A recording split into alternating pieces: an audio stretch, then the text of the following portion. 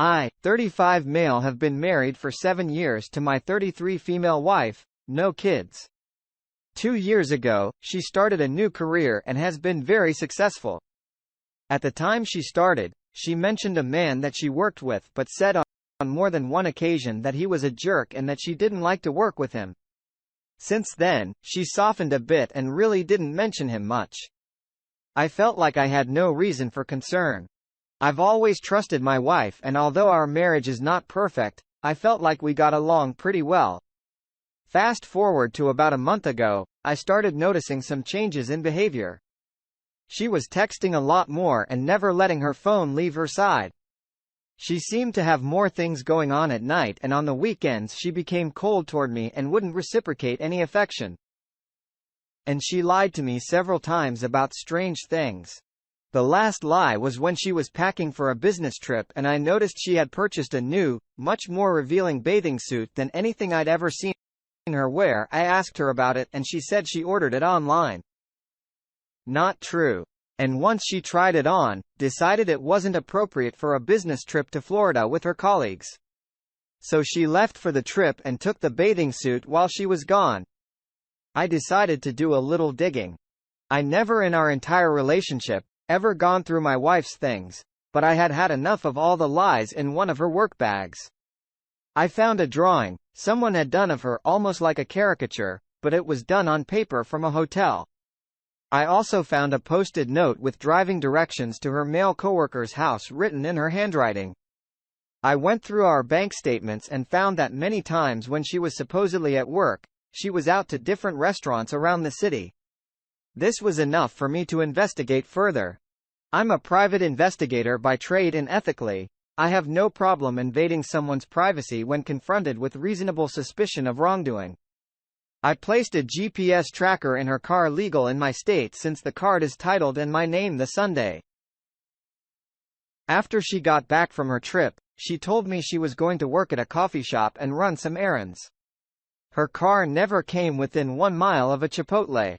But when she got home, she walked in holding a Chipotle cup and confirmed she had eaten there. Then on the following Tuesday, she told me she had to go to a company dinner and would be working late until dinner. The GPS showed her leaving work at 3:20 p.m. and driving to the restaurant where her car remained until 9:00 p.m. The final straw came on the next Saturday.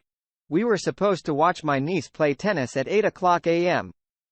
She said she wanted to drive separately so she could leave the venue and go work at a coffee shop after the match. She told me she was heading to coffee shop and added a few details about why she wanted to go to that coffee shop. I said, "Have a good daddy," and went to my vehicle. Well, on the GPS, I watched as she drove directly to a Comfort Inn motel. I got to the Comfort Inn and waited in an adjacent parking lot until I could confirm she was actually in the building and not sitting in her car. I called her from the lobby and asked how is a coffee shop. She said it was good.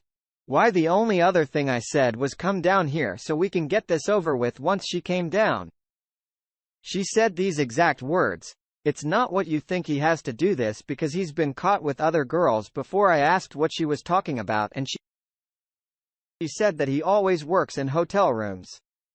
She said that they didn't do anything physical. And that's when I told her to get out of my car. I drove away and she called 50 times. I finally answered and I told her that if she told me even one lie, I would hang up. She said that they did kiss once about 5 months prior, but that it was a mistake and didn't mean anything. She said again that they were just working. I asked how many times she had met him in hotels and she said about 10 over the last 9 months. I then asked what she did on that Tuesday and she became defensive. She said she was at work all day until the work dinner. I called her a liar and hung up the phone. She showed up in our house where I was loading up my car with my belongings and my dog. She stood in the driveway refusing to move until I talked to her. She was in hysterics, crying and apologizing. I moved out that day and I have been gone for a month. We have met a few times for her to try to explain things. However, when it becomes my turn to ask questions, she becomes very upset, gets defensive and says things like answering these questions isn't good for the relationship. She also lied about several of the details. Even when the details seem completely inconsequential. I've called her out on the lies and she accused me of trapping her by asking questions I already knew the answers to through all of this. She has remained constant that this was not a romantic relationship. She said that she became really good friends with this man and that he was helping her with her career. She admitted that their conversations would become inappropriate when they would talk about our marital issues. She admitted to texting him and deleting the texts saying that they weren't romantic but could be seen as flirting. She said that she had been depressed for a really long time and he was good at talking her out of those feelings and encouraging her in her work. I know I'm being lied to, but there's a part of me that believes her. It may be that I want to believe her because I love her or I'm afraid of the truth. I'm really hung up on finding out the truth. But the reality is, I don't see any way that I can get over the facts that I do know. So why does it matter? Am I losing my mind? Update? We are a month out from D-Day. I spoke with her last night and here are the highlights. I asked if she had talked to the man over the last 4 weeks. She said that he didn't know that I showed up at the hotel on D-Day and called her out. She said that she hadn't talked to him about the situation because this was an issue in our marriage and it didn't involve him. I asked if she had stopped all non-work related communication with him. She said that she was tapering down. Taper today. I lost it. She said she felt like she had to taper down rather than no contact because he didn't know that I busted her. Infuriating. She then lied about a completely insignificant detail. I called her out on it and I was 100% confident that she was lying. She denied it to the point of yelling and never relented. I left it and chalked it up as one more unresolved issue in this saga. Update 2 after she told me she was tapering off social communication with the other man. I hid a voice recorder in my house and left last night. I reviewed the tape and discovered my wife and this other man had spent well over an hour on the phone with each other over the course of at least 2 phone calls. My recorder died in the afternoon. I would assume they talked again in the evening. If not more. I didn't hear too many specifics from the phone call, but I did hear a few damning things. They talked for a while about the current state of affairs in our marriage. Something she claimed he knew nothing about. They talked about how to use the secret phone app on their phones so as not to be detected. She called me a dick for showing up late for breakfast that morning. I haven't heard my wife that giddy since we were dating. I confronted her about all of this and she admitted to some of it but denied other parts of it. I don't really care anymore. Update 3 for the past 2 weeks. I have got no contact with my wife a few days ago. She texted me and asked if we could talk. I told her unless she was willing to confess to everything that I was not willing to talk. She then said she knew I had wiretapped her phone. I didn't do that but I let her believe it and that I already knew everything I told her. I needed to hear it from her directly. She finally agreed to sit down and tell me everything. She came to my house and confessed that her relationship with the other man was indeed sexual and that it had been going on for the past 6 months. She admitted that she purchased a hotel room one day before our anniversary to be with him. She also confirmed that she had continued talking to him after being caught and he was helping her deal with my questions. She claimed that she has now broken it off with the other man for good and wanted to work on her marriage. This confession came 6 agonizing weeks after I caught her in the hotel. I believe the only reason she confessed is due to my persistence. However, she said that she was always planning to tell me but wanted to make sure it wouldn't hurt either one of us too badly. The damage done during those 6 weeks is unsurmountable. Update. First, let me say this. If you're in this situation and you're even remotely suicidal, don't do it. I say don't do it because if you do, you're going to miss out on the greatest time of your life. I mean that 100% sincerely. I know it's impossible to see when you're first going down this road. But trust me, don't miss out on this life.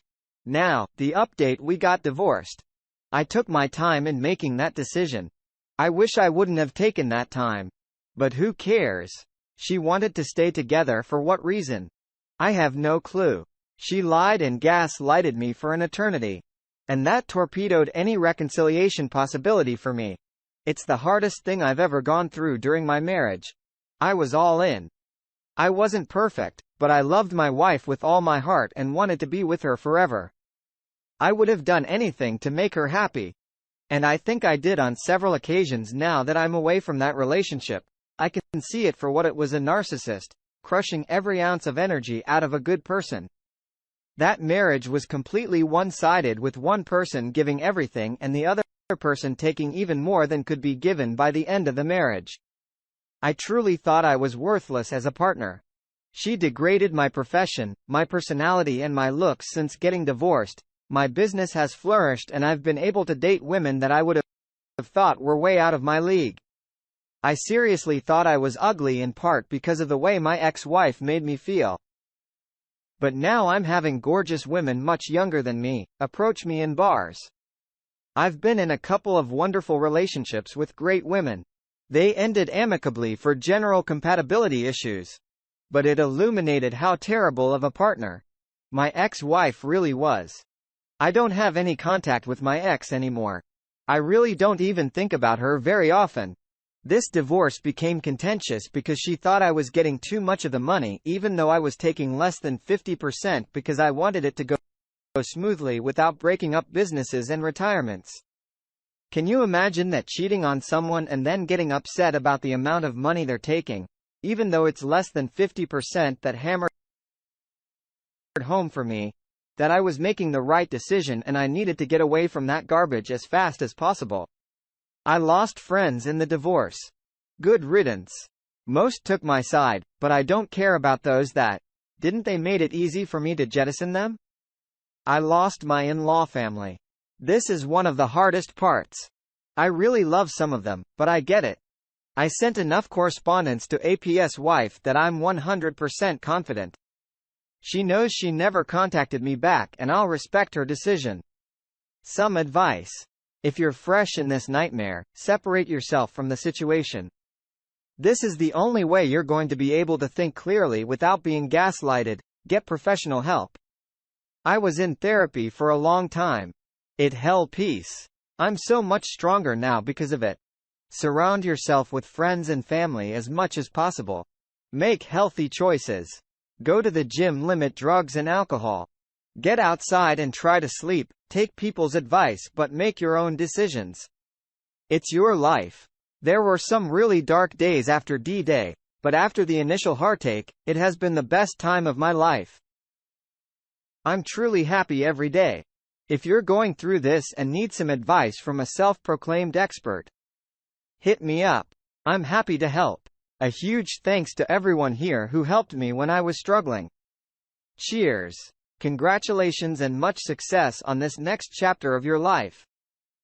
I think so many people will benefit from hearing stories from those who have emerged victorious and in one piece after the initial heartbreak and betrayal. There is life oftentimes better after divorce. You actually caught her in a hotel with AP and she denied any wrongdoing. She is so delusional. Best of luck to you in your new life. P. Thanks for sharing.